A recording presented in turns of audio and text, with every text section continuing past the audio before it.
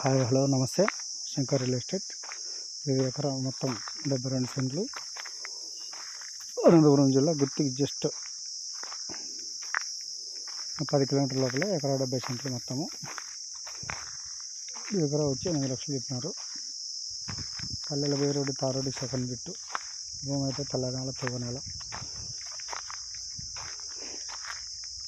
Pakka registration.